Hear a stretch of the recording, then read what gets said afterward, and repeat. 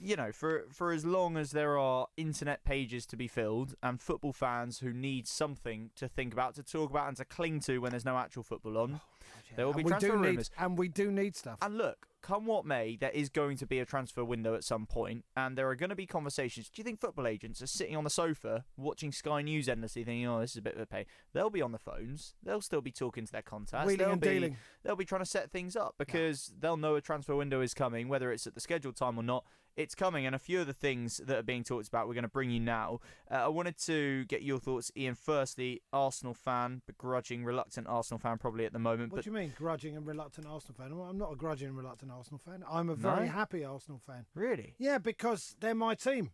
And I love them, and we've got some young players. They're going to be a bit older by the time they restart playing. We've got some good young players. We are. Bukayo Saka will be having his testimonial. 5 years. That's right. Bukayo Saka comes out at 37. I can't remember him. Yeah, we got some young players. I'm feeling quite good about it. But apparently, we're talking about getting a centre half. You are indeed deluded Arsenal fan. I should have said. Dejan Lovren is the man that you and your North London rivals are being linked with. Why are we? Sorry. Why are you doing that? Why deluded? Why deluded? Do you know what? No, you're not deluded. The most important thing at this time, in all sorts of ways of life, is optimism, wouldn't you say? You're quite right. Why am I telling you this? You're meant to be young and optimistic. I'm meant to be going, oh, it's all finished. I've lived my life. No, but I'm not doing that. I am genuinely optimistic about the future. Within Arsenal and without. Well, so you should be. Are you more or less optimistic now you've heard you're being linked with Dejan Lovren? Oh, I think it's all come to an end now. Dejan Lovren. Really? I mean, he's all right. He's a bit hot-headed, isn't he? Put it this way, every time he plays for Liverpool, they seem to lose. And this is a team that basically never loses anymore. Well, he played once for them, as far as I can tell, and they lost. Was that 100% Virgil record? van Dijk has lost 5 league games since he moved to Liverpool more than 2 years ago. Yeah. 4 of those games he started next to Dejan Lovren. All right. I mean, listen, he's not great. I saw Troy Deeney the other week boss him a little bit. I don't think he's great. I think he's an upgrade on most of the centre-halves we've got. That's my general feeling. But, listen, he's not the worst player in the world. He's Champions League winner, is he not? And I suppose, I think he's got some experience and he can play. Is he a Mikel Arteta player? Well, that's a separate thing. We were discussing this yesterday, were we not, about Mikel Arteta and whether he's going to bring in the sort of players. I'm not sure centre-halves so much have to be a Mikel Arteta player. I'd like them to be ball playing. I'd like them to be able to pass the ball properly.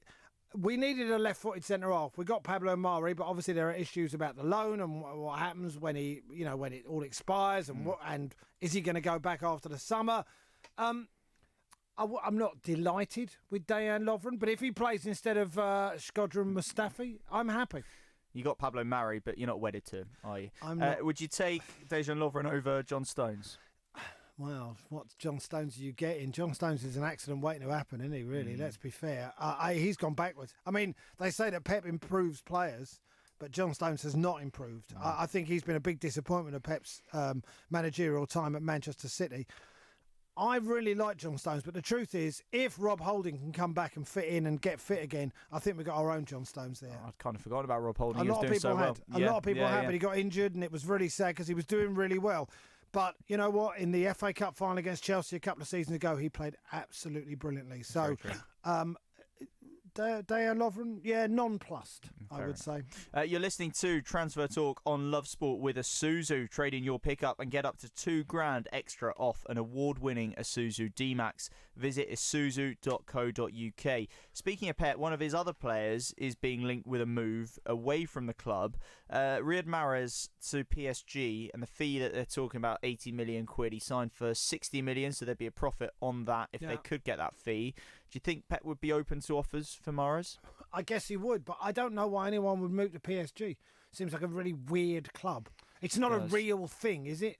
I mean, PSG, if they What's the point of going to PSG? Well, that's the point. Well, the point is money. Let's be fair. The point is money. I don't think they'll win the Champions League. I don't think they'll ever win the Champions League. I just get the feeling it sort of feels like a made-up thing. You know, if they didn't have all these stars and this oil money, I think it's behind them, they'd have 10,000 people turning up, wouldn't they? Right? Well, they do have some very, very dedicated fans, and I think they predate the takeover. You know, the ultras essentially. But regardless of the fan base, how many of them are there? The point is, are they any bigger than I don't know, Bolton Wanderers. If Bolton Wanderers had some sheik turning up and paying £1 billion and going, right, we'll have Neymar will turn up and play. I think any team with Neymar deserves to lose anyway. I love watching him, but he's an absolute tit, isn't he? Yeah. Isn't he? Yeah, he is. And no, I don't like the whole idea of PSG. I really don't. And so if Mahrez wants to go there, I think less of him. I would. Yeah, I get that in a way. Blimey. Crikey. Optimistic Arsenal fan a moment ago. Now he's wishing death on people. Almost. The only thing I'd say is that he's a guy, he is still roughly in the peak of his powers, but he's won the Premier League with 2 different clubs, which is a heck of a good achievement, and he's played important roles. And then you want to go to France? My point would be, we all, I think increasingly as a society, we're accepting that footballers, we may not like the sums, they may be obscene, but you do have a short career. If people are willing to pay you it, you might as well take the money on offer. He'll have the medals already. He'll get more at PSG. Okay, he won't have the satisfaction necessarily of winning a competitive league, but he'll have more medals and he'll be one of the richest men in the world. He won't have to worry about working ever again, blah, blah, blah. He doesn't have to worry about working ever again now. What's the point? We know he's just moving for the money. So I think less of him because of that. In the same way, by the way, that I think Gareth Bale should come back to the Premier League.